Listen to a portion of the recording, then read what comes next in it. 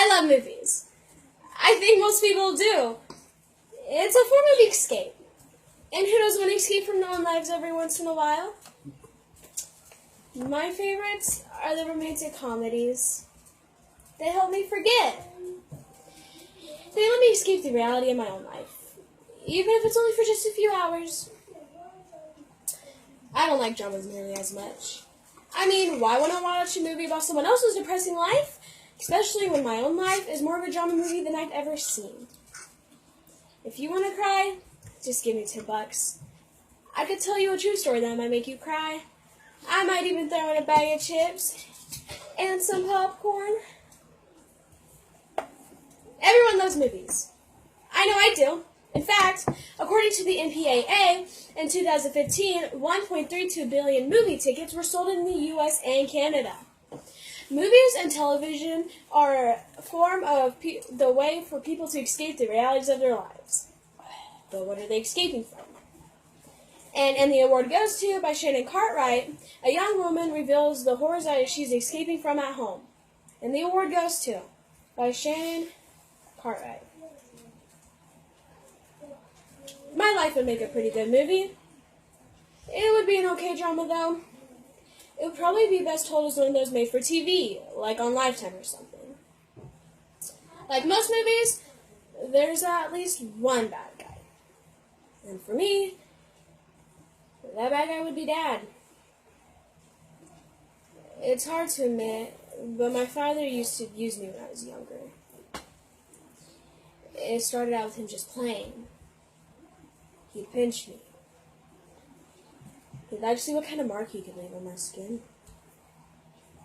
Mom would be off on one of her bridge parties playing cards with her girlfriends.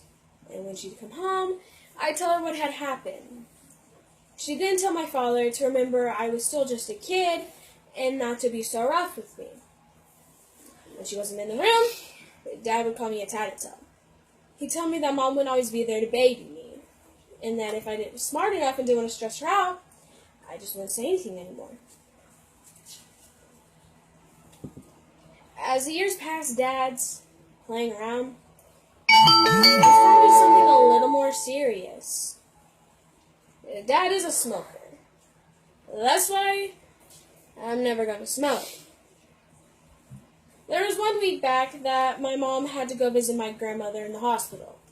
My grandparents lived out of state, and with Grandma in the ICU, there wouldn't be anyone to watch after me in the hospital.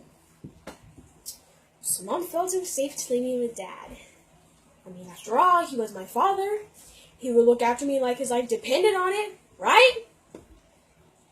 No. My mom hadn't even been gone for one full day when my dad thought he could make me his full-time slave. I was around 5 or 6. While my mother was taking care of my grandmother, I was now tending to my father's every whim. If I didn't get whatever he wanted fast enough, Dad would grab me by my arm, and he'd take the cigarette hanging from his lips, and he'd put it so close to my skin that I could feel the heat start to burn me. He'd then say, "Next time I ask you to do something, I think you need to move a little quicker." I'd then promise him that I'd try to move faster next time.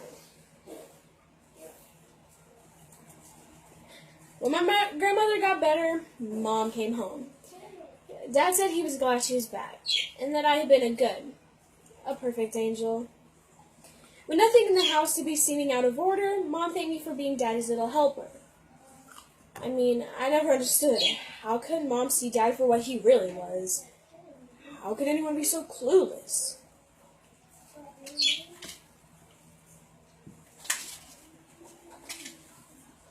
As I grew older, Dad's ability, or need to hurt me, got more intense.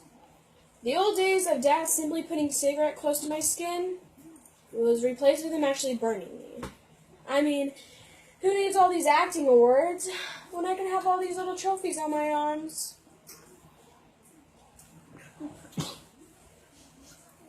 I never told anyone because I was really afraid of him now. I simply tried to stay out of his way.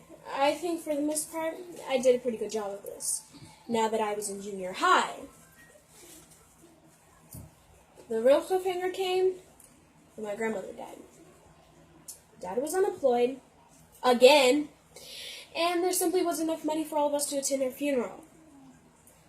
So Mom left, and that meant, you guessed it, fun-filled quality time spent with Dad. I knew it was best to try to avoid him as much as possible. So before she left for the funeral, I asked my mom if I could stay the night at a friend's house. She said that'd been fine. So I stayed at my friend's house for 2 nights. And I thought it would be safe to come back home in the morning because Mom was supposed to be back. When I walked into the house, Dad was boiling a pot of water on the stove.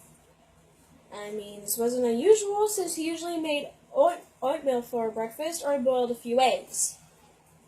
The house was a mess. And as soon as he saw me, he started barking orders. I guess not having his daughter around to clean after him made him angry. He yelled at me to clean up the house before Mom got back. I knew I shouldn't have said anything, but I just couldn't take it anymore. There was so much hate in his voice. He grabbed me by my arm, and he forced my hand into the boiling water, and I pulled back as quick as possible. And then it didn't take but a second or two for the blisters to start to form on my hand. And knowing I had nothing to lose, I decided to charge towards Dad, hitting him and slapping him and punching him as hard as I could. He then grabbed me by my hair, and he took the pot of boiling water, and he slowly poured it on my head and down my back. I was screaming and crying just as Mom walked into the house.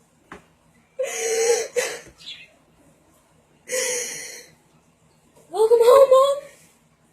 Welcome home.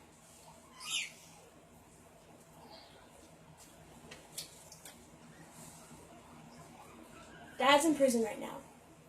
Mom filed for a divorce right away.